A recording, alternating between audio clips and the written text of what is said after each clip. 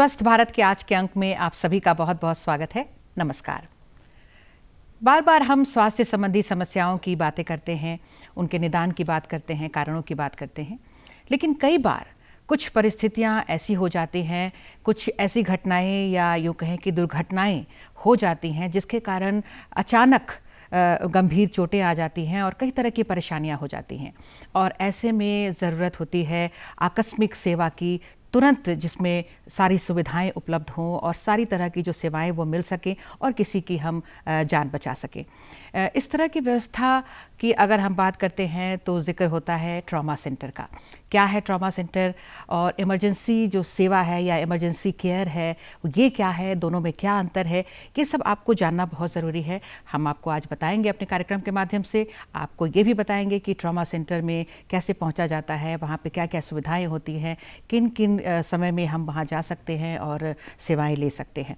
आपको बता दें, इन तमाम जो महत्वपूर्ण जानकारियाँ आप तक पहुँचाने के लिए हमारे साथ हमारे स्टूडियो में हैं डॉक्टर पीके भट्टाचार्य, जो कि professor head critical care RIMS में हैं, साथ ही साथ इंचार्ज ट्रॉमा सेंटर हैं और डीन रिसर्च भी हैं आप रिम्स में। सर, आपका बहुत बहुत स्वागत है। नमस्कार।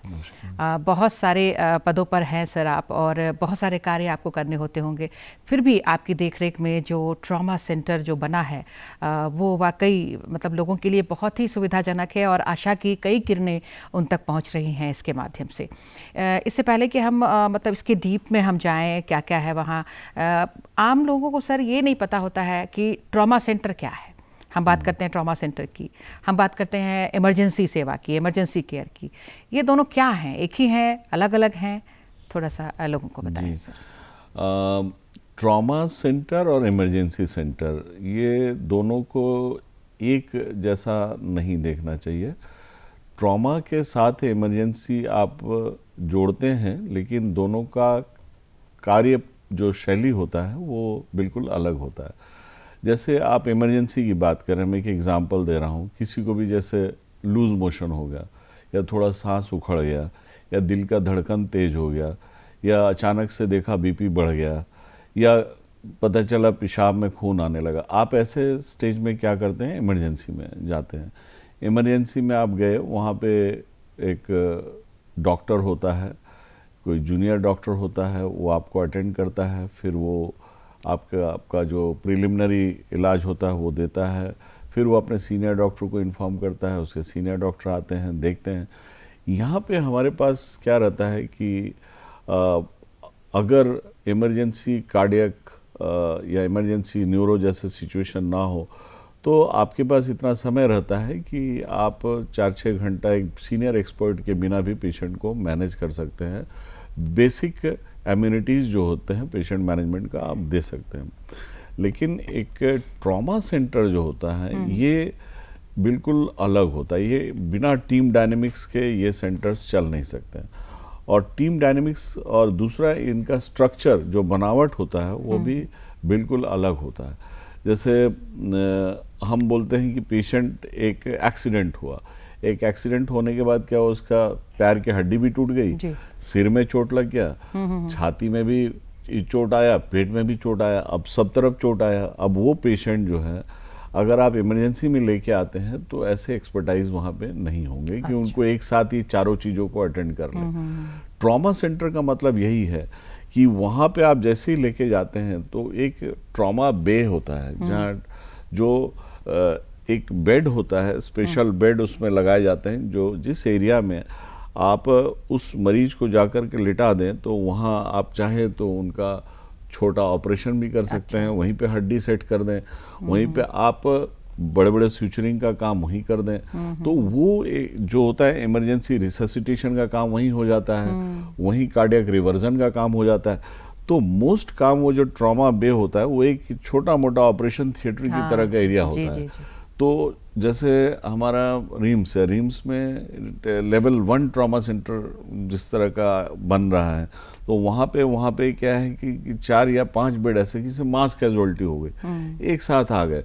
अब उसमें एक साथ आपको सर्जन चाहिए, वहीं पे एनेस्थेटिस्ट चाहिए, वहीं पे फिजिशियन चाहिए, वहीं पे रेडियोग्राफर चाहिए, वहीं पे लैब टेक्नीशियन चाहिए, वहीं पे ब्लड बैंक वाले चाहिए। तो आप समझिए कि पूरी टीम वहाँ इमीडिएट अवेलेबल होनी चाहिए। क्योंकि अगर मान लीजिए कि ब्लड ब्लीडिंग हो रहा है और आपको तुरंत ब्लड की आवश्यकता है और ब्लड आपको ना मिले तो आप पेशेंट लूज करने वाले हैं। तो ये फर्क होता है। और यहाँ पे क्या होता है, एक टीम जो मैंने बताया कि टीम डायनेमिक्स मतलब जैसे ही वो पेशेंट आया तो पूरी की पूरी टीम एक साथ आ गई। ये नहीं कि हाँ भैया पहले RSO आया, फिर उसका जूनियर कंसल्टेंट आया और फिर सर्जन आया, फिर एनेस्थेटिस्ट आया, ऐसा नहीं। सब अपना अपना काम आते के साथ पेशेंट में एक साथ ही संभालते हैं कि भाई एनेस्थेटिस्ट का काम एयरवे को देखना, अगर उसको ऑक्सीजन की कमी हो रही है, उसको पानी की कमी है, तुरंत दो, उसको ब्लड देना, एनेस्थेटिस्ट अपना काम कर रहा है। सर्जन जैसे छाती में चोट है तो उसको टाँके लगाने का काम, उसको चेस्ट ट्यूब डालने का काम, पेट में चोट है तो वहाँ से उसको एस्पिरेट करना, ड्रेन डालना। हड्डी वाले तुरंत लग जाते हैं कि हड्डी तुरंत हम मतलब अलग अलग जिस ऑर्गन में लगी है चोट उससे भी रिलेटेड जो विशेषज्ञ हैं डॉक्टर तुरंत। और जब हम इसको फिर लेवल्स होते हैं तो जैसे छोटे सेंटर्स होते हैं वो लेवल 3 होते हैं। अच्छा। और लेवल 1 जैसे रिम्स है लेवल 1 सेंटर। तो लेवल 3 में क्या है, हाई लेवल। जैसे मान लीजिए कि कई दफे होता है कि न्यूरोसर्जन की जरूरत है, तो ये लेवल 3 में नहीं होगा। लेवल 3 के लिए आपको रिम्स में लाना पड़ेगा। लेवल 3 जनरल सर्जन हो जाएंगे, ऑर्थोपेडिशियन हो जाएंगे, एनेस्थेटिस्ट हो जाएंगे, ये सारे एक साथ टीम बनाए काम कर सकते हैं। लेकिन आप मान लीजिए कि हेड इंजरी है और पता चला कि खून का थक्का जमा हुआ है, आपको न्यूरोसर्जरी चाहिए, तो आप ये लेवल 3 वाले तुरंत काम करके पेशेंट को और तुरंत पहुंचाइए लेवल 1 पे। तो ताकि तो ये एक स्ट्रक्चरल डिफरेंस जो मैंने बताया कि ट्रॉमा बे अलग होता है। तो मान लीजिए कि मास कैजुअल्टी आया तो 4 मरीज को एक साथ सारे सर्जन, एनेस्थेटिस्ट जितने हैं, न्यूरोसर्जन सब मिल करके चारों मरीज को एक साथ देख रहे हैं और एक साथ उनका प्रॉब्लम का निदान कर रहे हैं। इमरजेंसी में इस तरह से नहीं होता। इमरजेंसी में क्या है कि इसके बजाय इतना मतलब हाई पावर सेंटर नहीं बोलेंगे, लो पावर सेंटर में हम या जिसमें ऐसी परेशानी हो जो 3-4 घंटे 5 घंटे लेट भी हो जाए तो काबू में रख सकते हैं। तो बहुत कम ऐसे पेशेंट होते हैं जिनको इमीडिएट अटेंशन की जरूरत पड़ती है और इमीडिएट हाई लेवल एक्सपर्टाइज की जरूरत पड़ती है। तो हाई लेवल एक्सपर्टाइज की और हाई इंटेंसिटी, मैंने आप समझें कि अगर सब लोग ना हो वहाँ पे तो आप एक कोई पर्टिकुलर काम अगर आपका रुकता है तो उसकी वजह से आपके पेशेंट की जान तुरंत जाती है, तुरंत जा सकती है। और एक जो सबसे इम्पोर्टेंट चीज़ होता है वो है कि आप जितना तेजी से मैनेज करेंगे उतना सर्वाइवल बेनिफिट मिलता है। बिल्कुल। अगर आपने डिले कर दिया, जैसे खोपड़ी खोलना है 1 घंटे के अंदर 2 घंटे के अंदर खोपड़ी खोलना चाहिए, तो खोलने के लिए सबसे पहले क्या, अब न्यूरोसर्जन को चाहिए कि हमारा CT स्कैन हो जाना चाहिए, हमारे ब्लड के इन्वेस्टिगेशन हो जाने चाहिए, हमारा एनेस्थेटिस्ट तैयार होना चाहिए, OT तैयार होना चाहिए। अब ये कि चारों चीजें आप अगर वहीं पे अवेलेबल नहीं है तो 1 घंटे के अंदर पॉसिबल नहीं है। आप समझे? बिल्कुल। और वो 1 घंटे में अगर उस मरीज की खोपड़ी खुल जाती है और उसका हेमेटोमा ड्रेन हो जाता है तो समझिए उसको 100% चांस है बस, तब नई जिंदगी मिल जाती है। नई जिंदगी में। और वहीं अगर 6 घंटा डिले हो गया तो उसका बचने के चांसेस 50% हो जाते हैं। और ज्यादा डिले हो गया तो फिर तो मुश्किल ही है। बिल्कुल। तो ये बहुत ही बड़ी बात है सर हमारे लिए कि रिम्स में इस तरह, क्या अभी वो शुरू हो चुका है ट्रॉमा सेंटर, लोग आ रहे हैं वहाँ पे, किस तरह की सेवाएं दी जा रही हैं? नहीं, हमने इसमें इनिशिएशन पूरी तरह से कर दिया है। अभी हमने इसको चालू किया था बहुत एग्रेसिवली, लेकिन हमारे साथ प्रॉब्लम ये आई कि बीच में कोविड कोविड के आ जाने से एक बड़ा ठहराव आ गया, ब्रेक लगा और ब्रेक लगा क्योंकि जो मैं बता रहा हूँ कि उसमें स्ट्रक्चरल रिक्वायरमेंट और उसमें जो मैन पावर्स ऑलरेडी हो चुके हैं रिक्रूट, काफ़ी मैन पावर आ चुके हैं, और भी जो हमारे पैरामेडिकल और लोअर लेवल के मैन पावर्स उनका भी रिक्रूटमेंट के लिए गवर्नमेंट के पास चली गई है। और मोस्ट लाइकली मुझे लगता है कि 1 महीने के अंदर वो हो जाने चाहिए। अच्छा। और जो स्ट्रक्चरल चेंजेस हैं वो हमारे पास ऑलमोस्ट 70% हैं, 30% उसमें मॉडिफिकेशन की जरूरत है। जी। तो अगर हम कहें कि कि 4-6 महीने में हम ऐसा सोचते हैं कि हम उसको एक लेवल 1 सेंटर की तरफ से बिल्कुल जो स्ट्रक्चर डेवलप हुआ है वो कार्य करने लगे लगे तो बहुत हम भी मतलब आशान्वित हैं कि इस तरह का काम जो है वो जल्दी शुरू हो जाए, ताकि इस तरह की घटनाएं तो आमतौर पर होती रहती है सर। दुर्घटनाएं तो हर दिन हम अखबारों में सुनते रहते हैं, पढ़ते रहते हैं, और कई तरह की इस तरह की परेशानियां होती होंगी जब क्रिटिकल केयर जैसे जगह में जाना पड़ता है, ट्रॉमा सेंटर में जाना पड़ता है। क्योंकि ट्रॉमा के साथ साथ ही एसोसिएटेड रहता है, क्योंकि जैसे आपने पेशेंट को स्टेबल कर दिया, अब स्टेबल मतलब आपने न्यूरो की सर्जरी कर दी, चेस्ट में ट्यूब डाल दिया, एब्डोमेन का ड्रेनेज हो गया, हड्डी जुड़ गई, अब मरीज कहाँ जाए? तो फिर वो आ गया क्रिटिकल केयर में। तो ट्रॉमा से क्रिटिकल केयर, अब क्रिटिकल केयर में हमारा काम क्या है कि भी मरीज न्यूरो पॉइंट ऑफ व्यू से मैक्सिमम रिकवरी हो जाए, अपना स्वतः हुआ सांस लेने लगे, उसके दिल की धड़कन स्टेबल हो जाए, उसका ब्लड प्रेशर स्टेबल हो जाए, उसका किडनी सही फंक्शन करने लगे, यूरिन सही तरीके से बाहर आने लगे, उसको अब ऑक्सीजन की रिक्वायरमेंट नहीं है, अब अलग से उसको पानी देने की जरूरत नहीं है, अब उसको एंटीबायोटिक्स की जरूरत नहीं है। इस स्टेज तक पहुंचाना एक इंटेंसिव केयर का काम होता है। मैंने अब ऑर्गन सपोर्ट्स जितने लगते हैं ये हमारा इंटेंसिव केयर का काम। बिल्कुल। तो ये यहाँ तक जो है अभी हमारे पास पूरा सिस्टम बना हुआ है। बिल्कुल जो हाँ सिस्टम है, लेकिन लोगों को इसका लाभ भी उठाना है। हाँ। और इसके लिए ज़रूरी है कि लोगों तक ये जो जानकारियां हैं सारी कि इतनी सारी सुविधाएं हमारे यहाँ मौजूद हैं, हमारे राज्य में मौजूद हैं, इसकी जानकारी लोगों को होगी तभी लोग समय पर पहुँचेंगे और जो भी दुर्घटनाग्रस्त है या किसी तरह की उनको स्पेशल केयर की ज़रूरत है वो उनको मिलेगी सर। तो आपसे जानना चाहेंगे कि रिम्स की तो बात हमने की, और कहाँ पे अगर हम इस तरह की केयर की बात करें, चाहे क्रिटिकल केयर की या फिर ट्रॉमा सेंटर की? अभी जैसे मैं बताऊं, government of India, ministry of health and family welfare की तरफ से पूरे भारतवर्ष में ट्रॉमा सेंटर्स खोलने के आदेश दिए गए हैं हर एक स्टेट्स को। हमारे स्टेट में भी काफ़ी एग्रेसिव तरीके से इस पे काम हो रहा है, और अभी रिसेंटली पूरी तैयारी हो गई है, और रादर एक तरह से इनिशियल स्टेज पे स्टार्ट भी हो गया है। अच्छा। 9 डिस्ट्रिक्ट्स में हमारे लेवल 3 ट्रॉमा सेंटर्स ऑलमोस्ट, हाँ, जैसे गुमला हो गया, सिमडेगा हो गया, रांची हो गया, रामगढ़ हो गया, तो ऐसे 9 स्टेट्स में, जमशेदपुर हो गया, तो 9 स्टेट्स के लेवल 3 ट्रॉमा सेंटर, 9 डिस्ट्रिक्ट्स के लेवल 3 ट्रॉमा सेंटर ऑलमोस्ट बन गए हैं, और उनका काम करना भी शुरू हो गया। मतलब पहले स्तर तक भी अगर शुरू हुआ हो तो धीरे धीरे अब उसमें क्या है, रिक्वायरमेंट्स जैसे होते हैं, अब ये वो तो ऑब्वियस है, मैन पावर की रिक्वायरमेंट है, इंस्ट्रूमेंट की रिक्वायरमेंट, तो इंफ्रास्ट्रक्चर है, मैन पावर एंड इंस्ट्रूमेंट्स की जो है वो धीरे धीरे करके उनके पास जो भी रिक्वायरमेंट्स है वो फुलफिल किया जा रहा है हमारे सरकार की तरफ से। और मुझे ऐसा लगता है कि अगले मैक्सिमम 3 से 6 महीने के अंदर ये फुल फ्लेजेड, मतलब जिलों में भी प्रखंड स्तर पर भी इस तरह की सुविधाएं, जैसे कि रोड में एक्सीडेंट्स होते हैं या कहीं ऐसी जगह जहां पर आसपास लोग नहीं हैं, तो किस तरह की सुविधा है, कैसे लोग पहुंचे?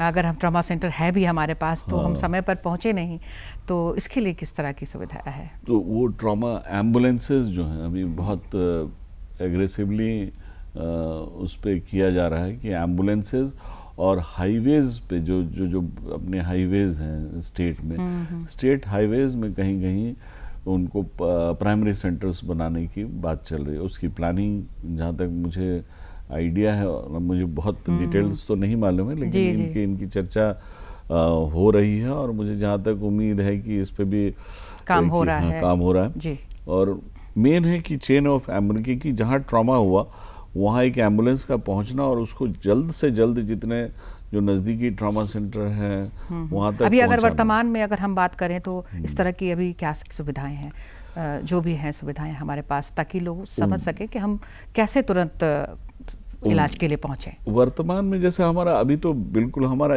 मेरे ख्याल 108 एम्बुलेंस सिस्टम जो हमारा चल रहा है, 108 है, 108, ये काफ़ी एग्रेसिवली काम कर रहे हैं, और ये पूरे स्टेट में जब इनके जो फंक्शनल एस्पेक्ट है अगर देखा जाए तो ये मेरे हिसाब से एक बहुत अच्छा इनका चल रहा है, क्योंकि इनको कॉल करने की देर है, बट ये कॉल करने हाफ एन आवर के अंदर पहुंचते हैं, हाफ एन आवर के अंदर पहुंचते हैं, क्योंकि नियरेस्ट जहाँ भी होता है मैक्सिमम हाफ एन आवर का डिस्टेंस, उससे ज़्यादा नहीं रहता है।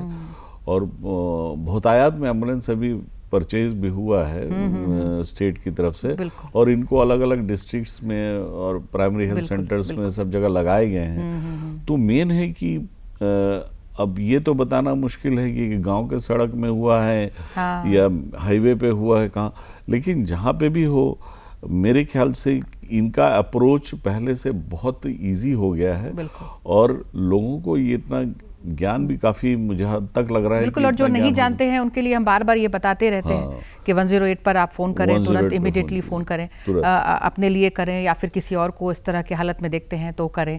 तो ये तो सर है। और लोगों के लिए क्या कहना चाहेंगे जो एक दूसरे के हेल्प की बात हम करते हैं, अगर किसी को पहुंचाना है तुरंत, तो किस तरह की मतलब अवेयरनेस अगर हम कहें तो क्या बताना चाहेंगे लोगों को? देखिए, 2-3 चीजें मैं ये कहता हूँ कि लोगों को ये पता होना चाहिए कि जैसे दुर्घटना हो गया, अब कोई होता क्या है, पड़ा हुआ है जी।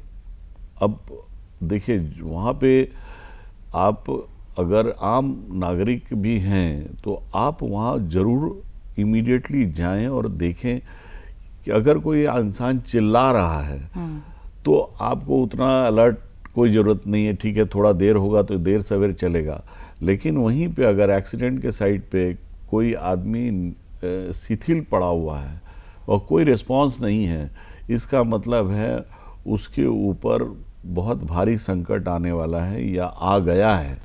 तो ऐसे में लाइफ एंड डेथ, क्योंकि एक हो सकता है वो थोड़ी देर में अपनी लाइफ को खो दे, तो आपको इमीडिएटली कॉल करना चाहिए, चाहे कहीं भी हो। नहीं को वहाँ से ये मत कीजिए कि अरे देखा एक्सीडेंट हुआ और भाग गए। आप अगर गाड़ी में हैं तो आप अपनी गाड़ी रोकिए और उसको खास करके जो बिल्कुल शिथिल पड़ा हुआ है, जो कोई रिस्पांस नहीं दे रहा, ऐसे पेशेंट्स को तुरंत उठा करके एक नज़दीकी सेंटर पे लेके जाएं, जितना जो भी आपके नॉलेज में हो, चाहे वो प्राइमरी हेल्थ सेंटर हो, कम्युनिटी सेंटर हो, चाहे डिस्ट्रिक्ट हॉस्पिटल हो। ये ना सोचे कि हम एक ही बार में हमें टॉप सेंटर पे पहुंचना है, क्योंकि उसकी लाइफ जो निकटतम जो सेवा केंद्र है, जो निकटतम सेवा केंद्र। और इसके लिए मैं हमेशा कहता हूं कि हर इंसान को बेसिक लाइफ सपोर्ट की ट्रेनिंग एक होनी चाहिए, जो हम लोगों ने अभी कोरोना में अपने कोरोना में सिखाया है लोगों को। और हम ये कोशिश कर रहे हैं कि पूरे स्टेट में जितने भी हैं, लोअर सेंटर्स हो, मीडियोकर सेंटर हो, हायर सेंटर हो, each and every individual should learn BLS, basic life support, कि आपके बगल में कोई अगर आदमी बेहोश होकर गिरता है, उसकी जान कैसे बचानी है। तो 3-4 स्टेप्स का एक होता है, 4-6 घंटे की ट्रेनिंग है और हर इंसान सीख सकता है।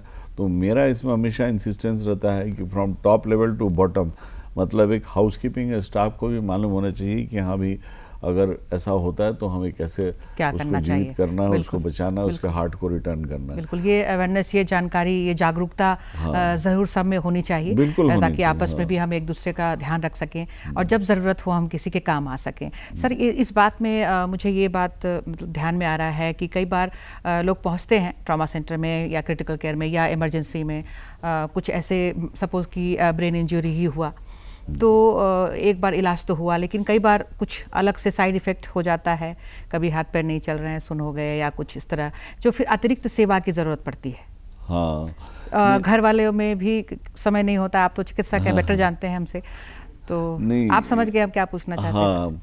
एक्चुअली मैं जैसे बताता हूँ ना कि एक जब ऐसे कोई भी आदमी बीमार पड़ता है तो उसके 2 पार्ट होते हैं। इलाज का 2 पार्ट होता है। एक होता है क्योर, है ना।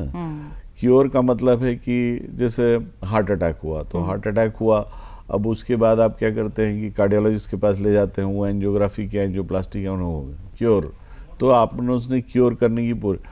अब होता है कि केयर, जो केयर वाला पार्ट उसके बाद आवश्यकता है। हाँ, और कुछ बीमारियों में तो साइमल्टेनियसली चलता है क्योर और केयर, जो हम बोलते हैं कि एक आप अगर गहन चिकित्सा में देखें तो क्या होता है, या एक वार्ड में देखें तो क्या होता है कि डॉक्टर्स आए, दवाई लिखे और चले गए, या डॉक्टर्स आए कुछ प्रोसीजर किए चले गए, या डॉक्टर आए ऑपरेशन किए चले गए, लेकिन उसके बाद का क्या, तो वो उसको हम केयर बोलते हैं। तो केयर और क्योर दोनों साथ साथ चलते हैं, जिसको हम बोलते हैं care is a part of nursing care, nursing का होता है तो पार्ट। वो जो नर्सिंग केयर की बात करें सर, वो आपके यहाँ हो जाते होंगे?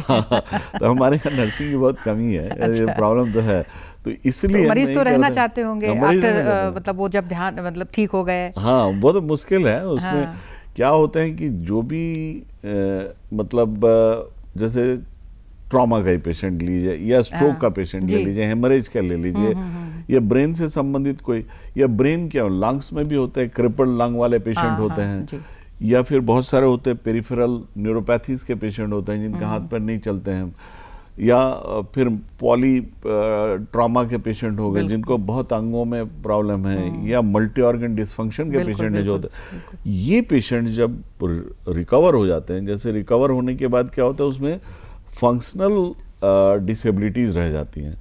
तो फंक्शनल डिसेबिलिटीज़ कई दफ़े मानसिक होता है, कई दफ़े फिजिकल होता है, आपको नहीं पता है कि ये रिकवर करेगा, तो ये कि कैसे, जैसे तो फिर इसका उपाय क्या है सर, मतलब हाँ, क्या उपाय है? ये हमारे पास एक बहुत बड़ी समस्या है, और मुझे लगता है कि स्टेट में रिहैबिलिटेशन सेंटर्स की बहुत ज़्यादा ज़रूरत है, जहाँ पे ऐसे, क्योंकि ये लो कॉस्ट मैनेजमेंट सिस्टम पे इनका इलाज हो सकता है, जहाँ नर्सिंग केयर की ज़रूरत है, कुछ पैरामेडिक्स की ज़रूरत है, डॉक्टर्स की ज़रूरत नहीं होती है, और वहाँ उन्हें अलग अलग किस्म के, जैसे फिजियोथेरेपिस्ट की बहुत ज़्यादा ज़रूरत होती है, तो 2-4 फिजियोथेरेपिस्ट, 2-4 नर्सिंग, 2-4 पैरामेडिक्स अगर रहें, तो आप इसमें एक 25 बेड 50 बेड के सेंटर्स को आप आराम से चला सकते हैं। और इसमें क्या है कि घर वालों का भी सहायता की ज़रूरत पड़ती है, कि तो वो अपना, घर वाले अपनी तरफ से एफर्ट लगाते हैं, नर्सिंग अपना एफर्ट लगाती हैं, पैरामेडिक्स अपना एफर्ट लगाते हैं, और फिजियोथेरेपिस्ट, तो ये चारों कंबाइन करके, जैसे नर्सिंग का काम हुआ, खाना कौन खिलाएगा, फीडिंग नर्सिंग ने दे दिया, छोटे मोटे दवाई कौन देगा, नर्सिंग ने दे दिया, फिजियोथेरेपिस्ट ने क्या किया, कसरत कराने का काम करा दिया, एक्सरसाइज करा दिया, पैरामेडिक्स ने क्या किया कि भैया किसी को थोड़ा ऑक्सीजन की जरूरत है, किसी को पोस्चर चेंज करने की जरूरत है, किसी को स्प्रिंट लगाने की जरूरत, बहुत सारे काम होते हैं, तो पैरामेडिक्स है। तो ये एक कंबाइंड टीम होनी चाहिए, और जो एक रिहैबिलिटेशन सेंटर कम से कम 25 बेड 50 बेड 100 बेड, अब रिम्स जैसे जगह, तो रिम्स 2500 बेड का हॉस्पिटल है, रिम्स में कम से कम 200-250 बेड का एक रिहैबिलिटेशन सेंटर, और ऐसी जरूरत बहुत बार पड़ती होगी सर लोगों को, बहुत, क्योंकि ये होते क्या है कि ये पेशेंट्स जब रिकवर करते हैं, तो जैसे हमारे आईसीयू में रिकवर, आईसीयू के बेड ऑक्युपाई किए रहते हैं, अब उस बेड पे एक ऐसे पेशेंट जिसको कि अर्जेंट नीड है आईसीयू बेड की उसको मिल नहीं पाती है, क्योंकि ये पेशेंट, तो ऐसे कम से कम 20%। तो ऐसे में रिहैबिलिटेशन सेंटर की बहुत ज़्यादा आवश्यकता है सर। तो बहुत 2 मिनट का समय है सर हमारे पास, तो क्या आने वाले दिनों में हम उम्मीद कर सकते हैं कि ऐसे सेंटर्स हमारे पास होंगे? होने चाहिए, और मैं तो कोशिश करूंगा कि सरकार की तरफ से एफर्ट हो इस तरह का, और रिहैबिलिटेशन सेंटर, क्योंकि इससे हमारा इकोनॉमी जो है, बहुत पैसा सेव होगा, क्योंकि हम ऐसे हाई इंटेंसिटी जोन में हो रखते हैं जहाँ की बहुत स्टाफ, बहुत सारे दवाई, बहुत गैजेट्स की जरूरत पड़ती है। एक बेड में एक मॉनिटर, मैंने लाखों के एक बेड जो होते हैं वो 40-50 लाख के उसमें इंस्ट्रूमेंट्स लगे होते हैं, और वो बेड ऑक्युपाई किए हुए। अब उसको अगर हम लेके जाए, एक साधारण बेड पे रख सकते हैं, लेकिन हम ऐसे बेड पे रखे हैं जहां हमारा काफ़ी फाइनेंशियल लॉस हो रहा है। तो ये फाइनेंशियल सेविंग भी होगा, मैन पावर सेविंग होगा, हमारे एफर्ट्स कम लगेंगे, और इससे हम उनको जो एक्चुअली में नीडी पेशेंट्स हैं, उनको भी बेड दे पाएंगे। बिल्कुल, ये बहुत अच्छी बात है सर, और आने वाले दिनों में हम उम्मीद करेंगे, आप जैसे डॉक्टर्स हैं जब हमारे समाज में, तो आप लोगों का भी एफर्ट है, और सरकार का तो प्रयास चल ही रहा है, तो मिलीजुले प्रयास से इस तरह के सेंटर्स भी हमारे पास उपलब्ध होंगे, ताकि मरीजों को क्योर के बाद फिर जो ट्रीटमेंट नहीं केयर की बात ज़रूरत हो, वो भी उनको मिल सके। तो सर आप आए यहाँ पर, बहुत ही अच्छी जानकारी आपके माध्यम से लोगों को मिली है, लोग इसका लाभ ज़रूर उठाएंगे। किसी भी तरह की दुर्घटना हो, चोट हो, तो कहाँ जाना है, कैसे जाना है, कब तक जाना है, किस तरह की सुविधाएं हमारे यहाँ हैं, बहुत सारी बातें लोगों ने जानी है। तो सर आपका बहुत बहुत धन्यवाद, नमस्कार। और आप सभी दर्शकों को भी बहुत बहुत धन्यवाद, नमस्कार।